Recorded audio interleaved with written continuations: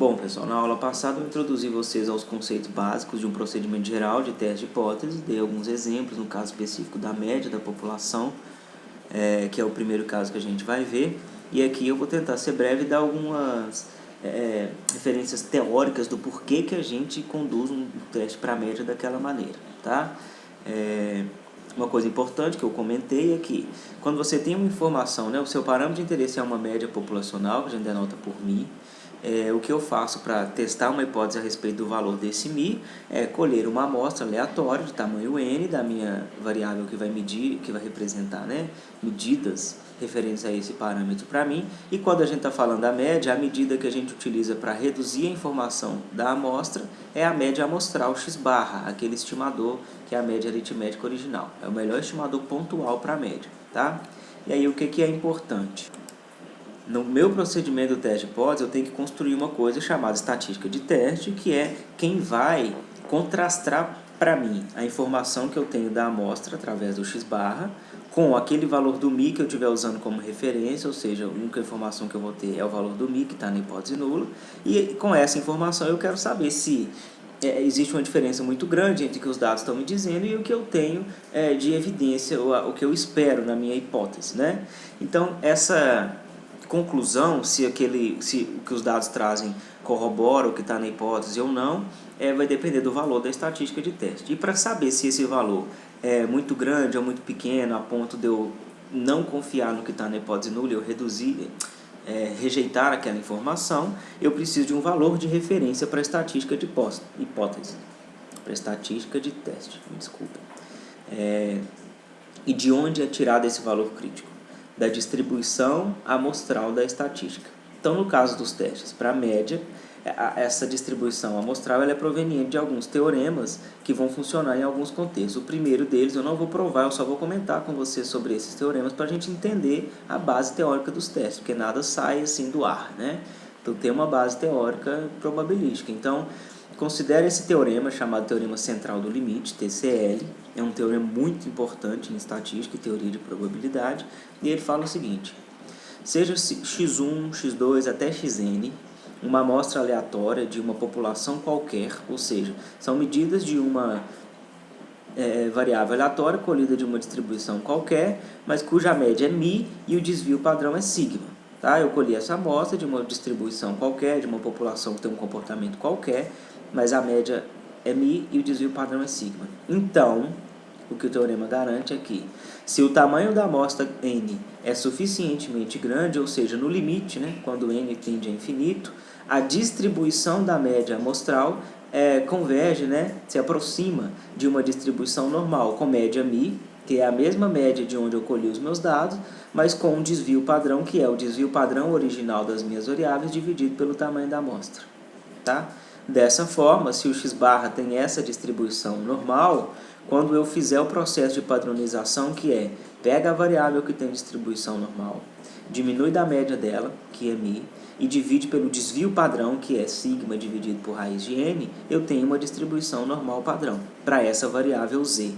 Tá? Isso é importante para a gente porque no teste para média, dentro de alguns contextos, essa vai ser a estatística de teste que vai contrastar a informação da amostra com o valor de referência para mim que está na hipótese nula, tá? Levando em conta a variabilidade dos dados que está envolvida no fato de eu ter colhido uma amostra aleatória, tá? E aí, então, eu tenho uma distribuição de referência para essa estatística, que vai ser a normal padrão. Então, eu consigo ver se um valor dessa estatística é grande o suficiente dentro da margem de erro que eu vou estipular, para o meu erro tipo 1, o nível de significância do teste, né? E concluir, então, se eu rejeito ou não a hipótese nula. Então, a base dos testes baseado nessa estatística Z é esse teorema, que se eu uso a média amostral para reduzir a informação dos dados, quando o tamanho da amostra é grande, isso tende para uma distribuição normal, cuja média é a média que eu estou interessado, e com essa medida de desvio padrão, então eu sei uma distribuição amostral para a minha estatística, e é daqui que vai sair o critério para eu rejeitar ou não a hipótese. Tá? Umas observações sobre esse teorema é que esse n suficientemente grande, para a gente, em termos didáticos, a gente vai considerar que um n maior ou igual que 30 é suficiente para a gente usar o resultado do teorema, ou seja, se a minha amostra é colhida de uma população qualquer, com a média μ que eu estou interessado e um desvio padrão conhecido, populacional, eu posso basear o meu teste nessa estatística Z e a distribuição base para mim vai ser a normal padrão, tá? Quando o N é maior que grande e eu não conheço o desvio populacional, eu posso continuar utilizando esse procedimento aqui, basta eu substituir o desvio padrão pelo estimador amostral, que é aquele S, o estimador por desvio padrão da amostra. Tá? Esse teorema ele é muito forte, então mesmo se eu não conheço o desvio padrão da população, se o N é maior ou igual que 30, basta eu substituir esse desvio, eu posso continuar usando a distribuição normal como referência no meu teste. É isso que a gente vai ver. Tá? Só para exemplificar o que esse teorema está me dizendo, se vocês clicarem nesse link, vocês vão ser levados para uma página, que é essa que está aparecendo aqui, tá? Onde a gente consegue simular a distribuição amostral da média de um contexto de um experimento. Então, se eu clicar nesse botão Begin aqui, o que eu vou ter? Eu posso selecionar a população, né, de onde eu estou colhendo os meus dados. A população ela é caracterizada pela distribuição de onde eu tiro os meus dados. Tá? Então, suponha que eu estou colhendo os meus dados de uma população que é normal. Eu posso escolher algumas opções aqui. Tá? Então, é uma normal centrada na média 16, que é o que está aqui em azul. A mediana é igual à média, porque ela é simétrica. E o desvio padrão populacional é 5. O que acontece no meu procedimento? Eu vou amostrar uma amostra de tamanho 5 dessa minha população e vou calcular um valor para a média, que é esse pontinho azul para essa amostra específica que eu calculei. Vou pegar outra amostra de tamanho 5 e eu vou calcular a média para ele. Se eu fizer mais uma amostra de tamanho 5, aleatória, né, para cada uma delas eu tenho uma média amostral, que é o que está sendo construído aqui embaixo, a distribuição da média. E aí se eu colher outra amostra, vai me calcular outra média e por aí vai.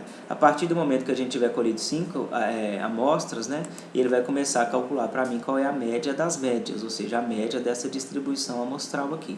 O que o teorema me fala é que se eu colhesse a amostra de tamanho suficientemente grande, eu teria que ver aqui nessa distribuição da média uma coisa parecida com a normal, centrada na mesma média dos meus dados, só que com um desvio padrão menor, que vai ser justamente o desvio padrão original de onde eu estou colhendo os meus dados, dividido pela raiz do tamanho das amostras que eu estou pegando. Então, a amostra de tamanho 5, o teorema não me garante que vai acontecer, tá? Mas mesmo com a amostra de tamanho 5, se eu pegar muitas amostras, eu vou pegar 10.000 amostras de tamanho 5, e aí, na hora que eu fosse calculando a média para cada uma delas, ó, vocês vão ver que eu tenho uma distribuição que é bem simétrica. A média é muito próxima da média original dos dados, 16, né? Não vai ser exatamente porque tem um erro, né? E o desvio padrão é o desvio padrão original, que é 5 dividido pela raiz de 5. É muito próximo. Então, se eu colho os dados de uma distribuição desse tipo e vou calculando médias, a distribuição da média é uma coisa também, aproximadamente normal, que ela é bem simétrica, em torno da média original dos dados, com um desvio padrão menor do que os dados. Se em vez de eu colher amostras de tamanho 5, eu colhesse amostras eu vou limpar tudo aqui. Eu colhesse amostras de tamanho 25, por exemplo, o que ia acontecer? Quando eu pego uma amostra de tamanho 25, eu vou calcular uma média. Ele vai soltar aqui embaixo para mim. E se eu colhesse outras amostras para cada uma delas, dessa amostra aleatória de tamanho 25, eu vou colher e vou fazer. Quando eu fizesse o cálculo da minha distribuição das médias, ou seja, com várias amostras de tamanho 25, a gente vê de novo que se aproxima de uma normal. Nesse caso, olha só, a média ela realmente é igual à média original dos meus dados, e agora o desvio padrão é menor ainda, porque quem é ele nesse caso? É 5 dividido pela raiz do tamanho da amostra. Nesse caso deveria ser 1, e está aqui bem próximo de 1 mesmo. Tá? Então é isso que o teorema fala. Agora, mais forte do que isso, aquele teorema ele me garante que eu posso colher a minha amostra de qualquer distribuição. Ele não me fala que tem que ser de uma distribuição normal com uma média μ e desvio sigma para que valha essa distribuição normal para a minha média amostral. Tá? Poderia ser de qualquer distribuição. Então, por exemplo, se eu pego uma distribuição que não continua sendo simétrica em torno de 16, mas ela é uma distribuição que não tem nada a ver com a normal, ela é uniforme. Tá? Então, por exemplo, no intervalo de 0 a 32, eu posso pegar qualquer valor dentro desse intervalo. É isso que a uniforme fala. Muito diferente da normal, né? Onde eu teria os valores muito concentrados em torno da média e quase zero a chance de eu observar um valor muito acima ou muito abaixo da média. Nesse caso, o que vai acontecer? Naturalmente, quando eu colher uma amostra aleatória, aqui eu peguei de tamanho 25, vou limpar, vou pegar de tamanho 5, tá? O que vai acontecer? Para cada uma delas, eu vou calcular um valor para a média. Naturalmente, como a distribuição ela tem essa amplitude muito maior, os pontos que eu vou pegar eles são muito mais espaçados, né?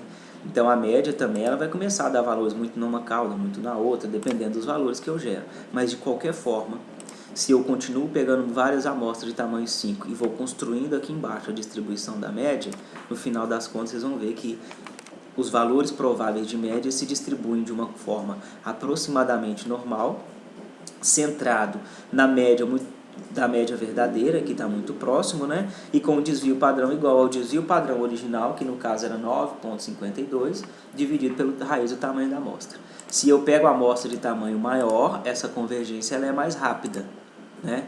Eu posso pegar a amostra de tamanho 25, olha só, a gente quase que vai cobrir o intervalo inteiro. Por mais que a amostra não seja muito concentradinha em torno da média verdadeira, a média dela sim. Então, quando eu pegar várias médias, por exemplo, o que vai acontecer de novo? O teorema me garante que a distribuição das médias é aproximadamente normal, com média igual à média verdadeira e um desvio padrão igual ao original dividido pelo tamanho da amostra. Tá? E o mesmo vai acontecer se eu pegar uma distribuição, por exemplo, né? Os meus dados vêm de uma distribuição completamente assimétrica, ou seja, é muito comum eu ver valores muito acima, né? Mas na verdade a concentração é muito maior aqui embaixo.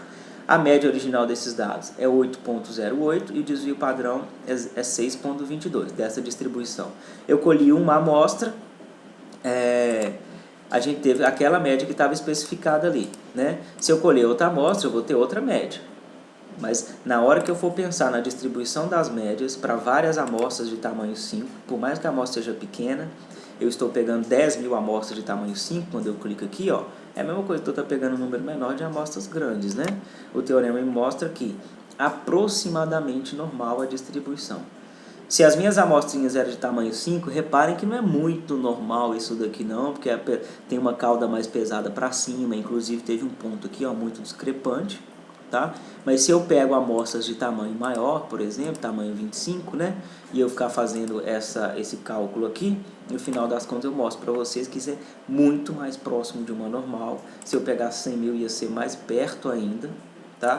E a gente conseguiria ver aqui, por exemplo, uma distribuição muito mais próxima da normal, ó, tá? Para a média amostral, mesmo se os meus dados foram colhidos de uma coisa muito estranha desse tipo. Então, quando a gente vai fazer o teste para a média, a gente sempre usa esse resultado no contexto de amostra grande. Independente dos dados vieram, a minha distribuição da média, eu posso usar essa normal como referência e daí a estatística que surge é essa. Tá? Mas e quando o tamanho da amostra não é grande? Aí o que acontece? A distribuição da minha estatística de teste ela vai depender de que os meus dados venham de uma distribuição normal. Ou seja, se eu não consigo uma amostra de tamanho grande, eu não posso usar o resultado do teorema para usar aquela estatística que tem distribuição normal 0,1. O que a gente faz então é, se eu sei que cada dado da minha amostra, cada observação veio de uma variável que tem distribuição normal com média μ e desvio sigma conhecido, então eu uso um outro teorema que fala que se eu tenho uma amostra aleatória de tamanho n de uma distribuição normal com média μ e desvio padrão sigma conhecido, né? Se tem letra grega aqui é porque é o populacional, né? É conhecido. Então, a distribuição da média é exatamente uma normal com média μ e com desvio padrão sigma, que é o dos dados originais, mas dividido pelo tamanho da amostra. E aí, de mesma forma, se eu fizer o processo de padronização, né? Essa estatística Z tem uma distribuição normal 0,1. Por quê? Eu estou pegando uma variável que tem distribuição normal. Qual que é a minha variável agora? X barra. Tiro a média dela, que é μ, divido pelo desvio padrão, que é sigma dividido por raiz de n. A distribuição disso, naturalmente, é uma normal, se a de x barra é a normal com média μ, desvio sigma, raiz de n. Então, se o meu n é menor do que 30, mas eu sei que a minha amostra veio de uma normal com desvio padrão conhecido, eu posso usar essa distribuição também como referência no teste. E é isso que a gente vai fazer. E no último caso, quando n é menor que 30 e eu não conheço o desvio padrão da população, a gente ainda consegue uma distribuição amostral para a média, desde que os dados também sejam provenientes de uma distribuição normal. Né? Então, todo xi, para ir de 1 até n, né, o meu x1, x2 até xn, são independentemente provenientes de uma normal, todos eles com a mesma média e com o mesmo desvio padrão. Se eu não conheço esse desvio padrão, mas eu sei da normalidade dos dados, existe um outro teorema que me fala que se x1 até xn for uma amostra aleatória de uma população normal com média μ, e um desvio padrão desconhecido, qual é a estatística que vai surgir para a gente e cuja distribuição amostral a gente conhece. Se eu pego a estatística que é x barra menos mi divido por S sobre raiz de N, eu tenho uma distribuição conhecida chamada T-student com N menos 1 graus de liberdade. Ou seja, a distribuição nesse contexto de amostra pequena com desvio padrão populacional desconhecido não vale o teorema central do limite e nem vale o teorema anterior que garantia para mim uma distribuição normal. Por quê? No caso da normal, para isso ser verdade, eu precisava do desvio padrão populacional de onde eu estou colhendo os dados.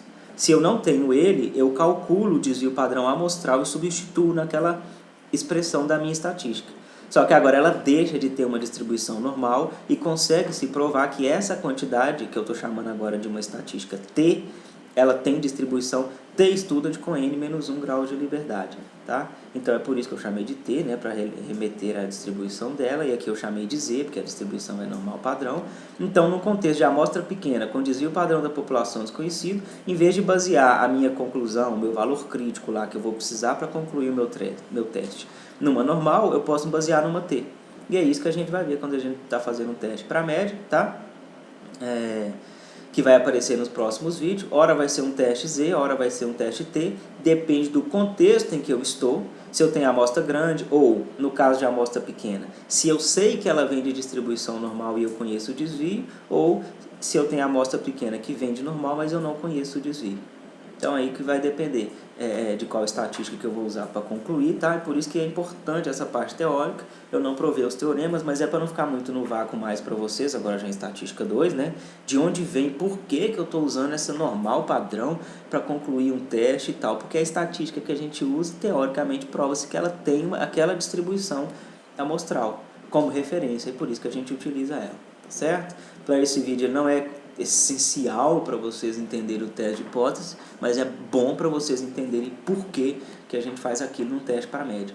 Em outros casos, se eu estiver fazendo um teste para variância, que a gente vai chegar a ver, ou comparação de médias, vai ser outra estatística que vai ter que ter uma outra distribuição amostral. Aí, no momento apropriado, eu mostro o resultado teórico que garante isso, tá? Só para ter a base suficiente aí para a gente entender direitinho o que acontece. Tá certo? Então é isso. Forte abraço. Até a próxima aula.